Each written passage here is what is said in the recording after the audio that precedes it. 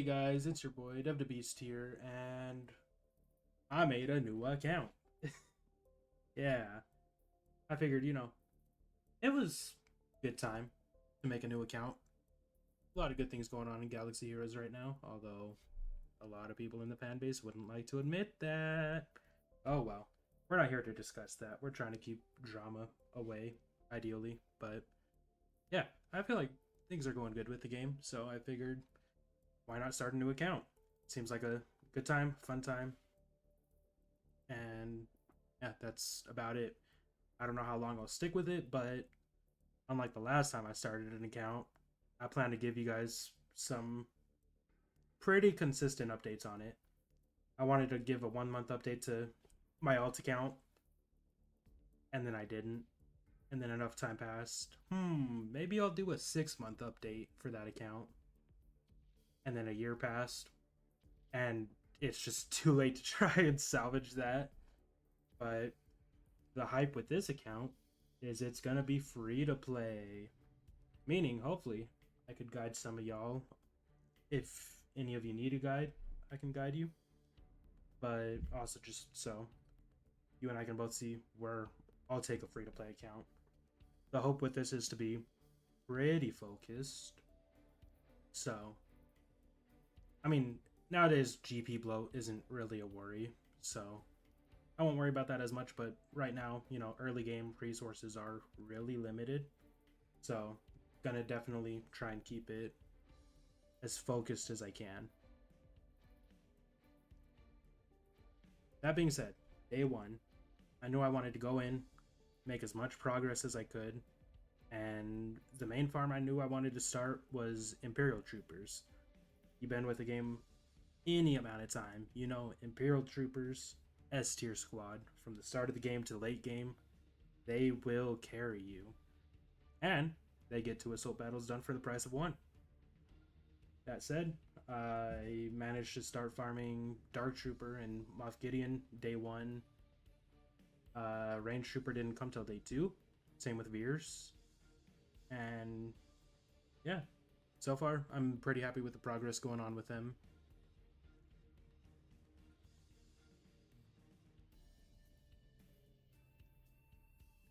Now, taking a bit of a pause, I realize if you are a new player, I'm throwing out all these terms. You might not know what they mean. So, let's take a look. I've mentioned now that not new characters, new accounts can get relic characters. What does that mean? Well, you're seeing an example of that, but characters have 3 main forms of leveling that they get, and those 3 forms of leveling are their star level, their gear level, and then their relic level. So we go over here. Let's just say Crosshair for example. He's only 4 stars. Starting off, you're only going to be getting 1-star, 2-star characters. It's your goal to spend whatever energy you have to get their star level up. That will make them a lot stronger. The next step is going to be your gear. Here, Crosshair is only gear 2. Another thing you're going to be farming a lot are gear pieces like these. That is another means of letting your character get stronger. Various different stats, including speed. Some include damage, strength, whatnot. Yeah, all in all, some good stuff. And it gets harder to gear these characters as they get higher gear level. Like that gear, you maybe need to spend 12 energy to get those old gear pieces I just showed. But these pieces, you're going to be spending a lot more energy. And in the top right, you're seeing all these forms of energy. If you're a new account, you're not seeing this day 1. You don't know what these energies mean. Especially, what is this purple one? What is a conquest? We will get into that later down the line. We don't need to worry about all that for now. But Gear 12 is the last. Well, Gear 13 is the last gear level, but Gear 12 is the last one you actively work towards. And back in the old days, you used to have a character to 7 stars before you could get them to gear 12. Thankfully, nowadays it's not so egregious on your farm plans. It's a bit smoother, it's a bit easier. So, you can now get up to Relic 3, I think, before you get locked behind star levels. I am not super sure, and as you could see by the account, I don't really need to be super sure. But once you get past gear 12 and get to gear 13, that's where relics come in. And relics start to increase your stats a whole lot more. I was trying to look for... Oh, if I clicked that, that would have been far easier. Now, relic levels work a bit differently than gear, where gear just adds, say, 2% tenacity. Or if I could find a decent stat. Actually, this could work. It adds 60 special damage and 17 tactics. You know, gear does that. Relics, they increase that a whole lot more. I would love to find a direct one-to-one, but that, say, just that first relic level adds 2,000 health, where this gear piece adds 400. I guess that doesn't look as significant. Oh well. Point is, relics are where the endgame comes into play. Which doesn't mean that my account is hitting endgame because it's getting some relics. It's quite literally just getting started. But the gear progression goes star level, gear, and... Or yeah, star level, gear, and then relics. So when I bring all that up, just know that relics, when I mention, oh yeah, these new lightspeed tokens get you to relics and whatnot, that's what that means, and that is quite a good step up. Now, later in the video, I'll also talk about Kyratex. A lot of gear, except for the gear 12 gear, isn't too bad to farm. It only takes a little bit of energy, and you don't need too much of it. The hurdle from gear 12 to 13 needs a lot more gear, meaning you need to put a lot more energy to it. The only other gear piece really like that, some of them include gear pieces like these Mark III Carbantes, but you get into a decent guild and you'll be able to buy them quite easy, which of course there's none in shipments to showcase.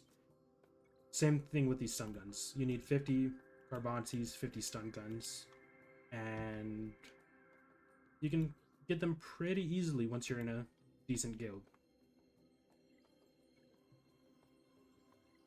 But Kyratex, on the other hand, they're a bit more tedious. I'm not going to find a character with Kyratex, am I? Now that I'm trying to talk about it. Okay, let me make this easier on myself. He should have Kyratex. No? Really? Really? No Kyratex. This game. So much for that example. There we go. Kyratex. These. They are not fun. Because the drop rate on them is quite abysmal, and it's hard to buy them. Like, you could buy them for this currency here, but that is not a good deal. If you're in a pinch, you might do it, but it's not a good deal. This is a bit of a better deal, but you're better off buying this version of the Kyratex with that currency. And then Guild Event Tokens 3, which is that resource, is a decent way to get Kyratex, but as a new account, you're probably going to have bigger priorities with that currency. So when I mention Kyratex in the future, just know that they are a pain to grind. You can grind them, but if you can avoid that bottleneck, you will appreciate it as a new account. Another huge part of this account, and just starting right now in general, is Coliseum can be a pretty lucrative mode, although some people wouldn't like to admit that. But also, all these anniversary quests mean any new account can start getting relic characters with pretty pretty easy. With pretty easy is basically what I just said. Yeah, smooth. We're keeping that in. But yeah, we can get relic characters pretty easily.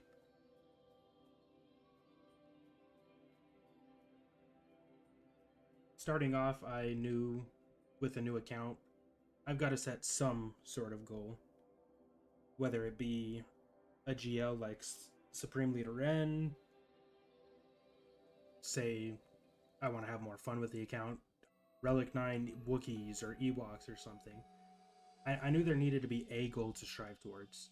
And I figured between all the Lightspeed tokens we're getting and just needing something really stable for the account to make it a strong fighting force at, say, 1 million GP, I knew that the path I wanted to go is always going to be a surefire one, and that's gunning for Executor.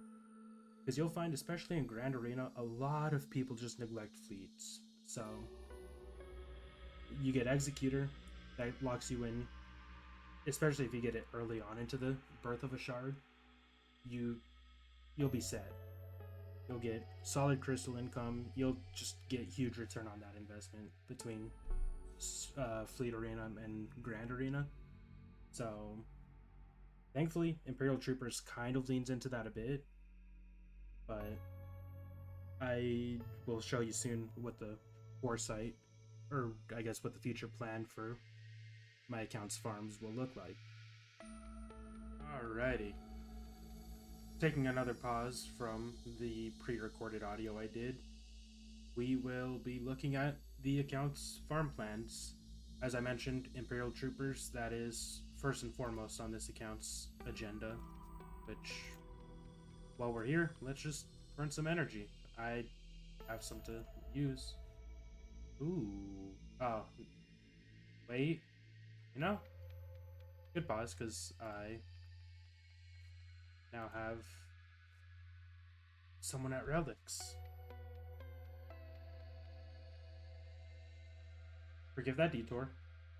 Account farm plans. First and foremost, Imperial Troopers. I mentioned that, and again, they are an amazing squad.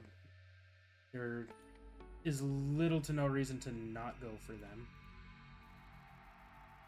That was probably overkill, but I have energy I need to use, and I can't quite do that while I'm working on this video. Another quest. So, Imperial Troopers, very clear, but as you can see, the Goats, Phoenix, Empire, Inquisitors, they're all squads on my radar, and they're all really good. They're all really useful, especially at this early point. I mean, Phoenix, they get you Palpatine and Thrawn. Imperial Troopers can get you R2-D2, and a lot of wins in many battles that you'll be doing. Inquisitors, Grand Inquisitor, yes, they all have utility.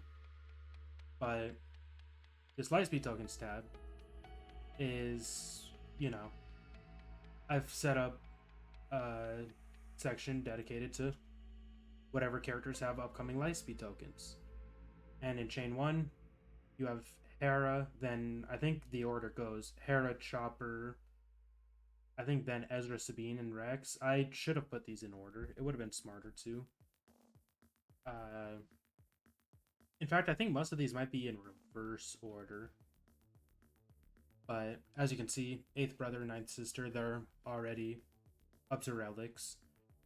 As time goes on, I should hope to sort this all out, and you know, if you're following along with this journey, then in theory we'll all be getting all these characters up to relics over time. Right now only chains 1, 2, and 3 are available, I believe, and chain 3, no, I have chain 2 and 3 mixed up. I'm gonna have to rename them. That's awkward. But chains 1, 2, and 3 are the only ones available, and as of now, it'll be about 5.5 more days before the rest of chain 2 is available. And yeah, they have their challenges. I'm sure we know. Uh, Forgive that. I'm still held off on the inflict 100 vulnerable challenge, and I'm sure some of you might be as well, especially if you're starting a new account. I believe actually, no, the IG series droid is part of the first quest chain. The Chewy and Ventress ones are part of the second quest chain. Because yeah, the Win Battles with Bears was part of the first part of Quest Chain 3. Sorry, I'm just trying to refresh myself so I don't give bad advice. So, we'll cover Quest Chain 3, which is currently labeled Chain 2. We'll worry about that soon, but Quest Chain 1. Now that you've won your 10 battles with Luke, how do you go about 100 vulnerable? Well, my plan is, and I'm already in the process of it, is to farm Iden. It takes a little bit to get her, as she is on light side 4D, so it'll require a bit of effort to get to that node, but once you do, all you need to do is simply unlock her. She's probably the easiest ticket to that 100 vulnerable, as all you need to do is unlock her, and her first special inflicts vulnerable on all enemies. So that'll be your easiest ticket to knocking that out. And the next challenge is conveniently defeating 150, no, defeating simply 50 Imperial Troopers with Hera present, which you'll now have her at year 13. That should be a pretty simple process. Just, again, grind out Galactic War, find a node with Imperial Troopers. It'll be a little time consuming, but it won't be too hard. And then the final quest of this chain is going to be defeating 100 enemies with rebels. Again, conveniently, we have at least one rebel to gear 13, being Hera.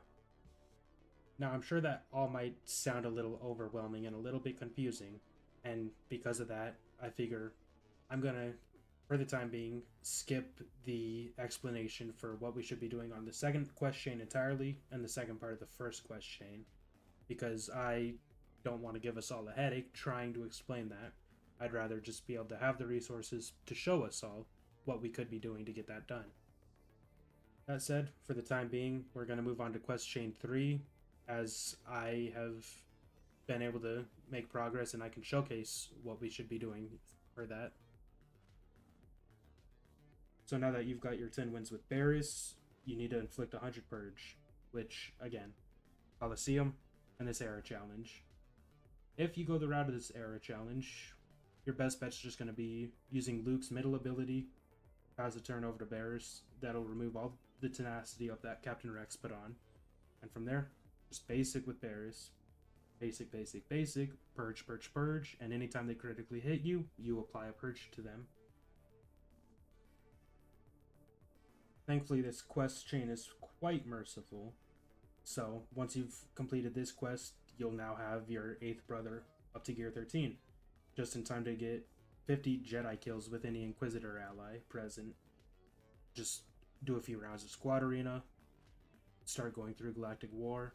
You'll have this quest in no time. And finally, we have to defeat 100 enemies with Darkside Unaligned Force users. Again, 8th brother is here with us, and by this point, we will also have been given by the game Kylo Unmasked, and any other Inquisitor, not any other Inquisitors, any other Unaligned Force users you might have, which, if you have started a new account recently, I'm going to the wrong section, of course I am, I'm a pro. If you've started a new account recently, then the game will give you this 10th anniversary Inquisitor calendar, which, you know, while we're here, I'm not 100% who this Lightspeed token can target. I imagine it's going to be any legacy character, any legacy Inquisitor character, which is, in turn, any Inquisitor character. I don't know how good that Lightspeed token is going to be, but I would heavily suggest with all these light speed tokens coming in that if you can target Marok with that token, then target him with that token. Now I keep hiding this top tab, and for maybe decent reason, but as many of you may know, uh, you do get various more open to use light speed tokens at the end of these quest chains. At the end of quest chain 1 is going to be an anomalous rebel light speed token, which will be all Zetas, gear 13. And that rebel light speed token, I'm fairly torn between. Well, the rebel or the droid one, it can go either way. But you'll see I have Admiral Radis selected, as I think I'm going to give it to him. But I'm conflicted on whether I want to give it to him or to 3PO and Chewie. 3PO and Chewie is a later game farm, which can get pretty tedious because that takes a lot more energy. That takes 100 energy per run. But my confliction with that is both are great characters. Actually, all three are great characters because in the end of Quest Chain 1, you get a Rebel token, so it could be used on any Legacy Rebel character.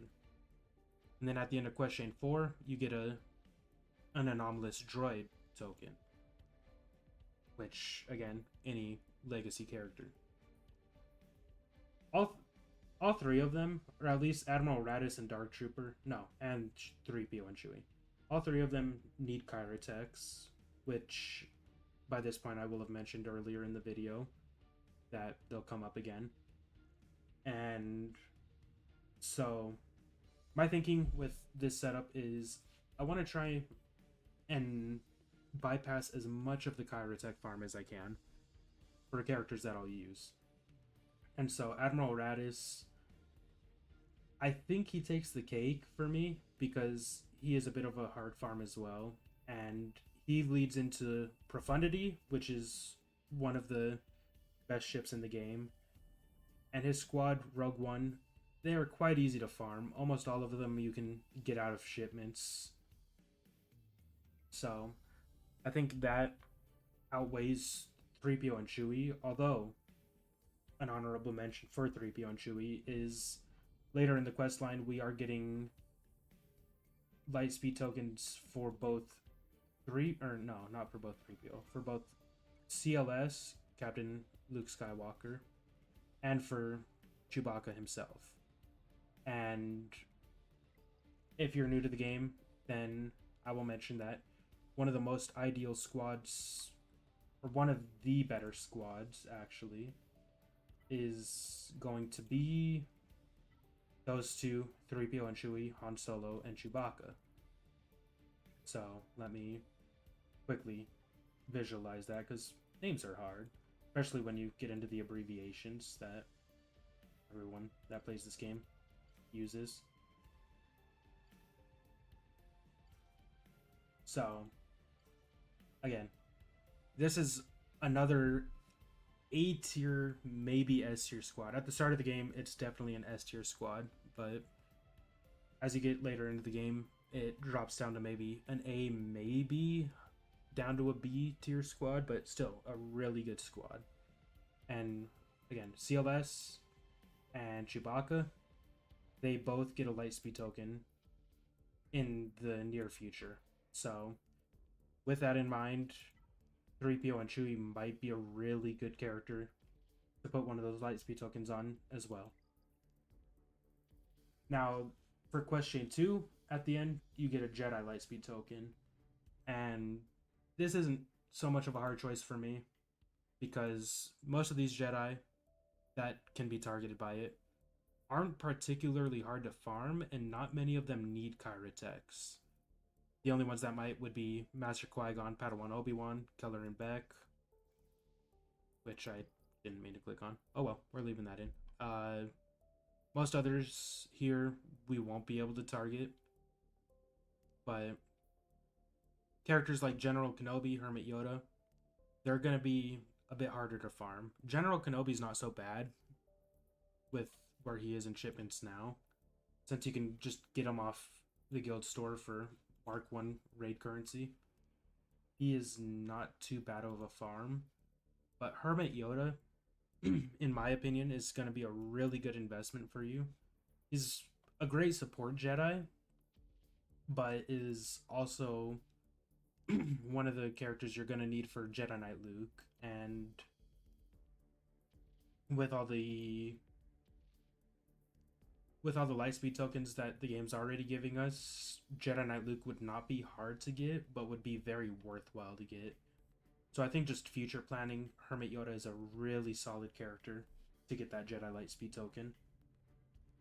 Now I'm just going to quickly blitz through the last few lightspeed tokens because honestly this video is kind of dragging a bit from what I meant it to. Sorry about that.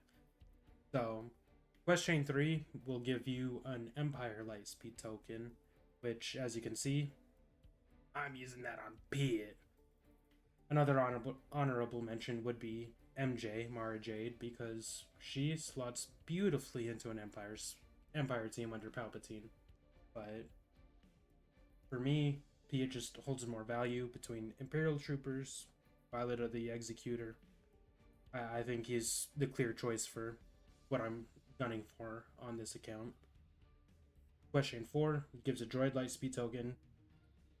Again, Dark Trooper, Imperial Troopers. It just works.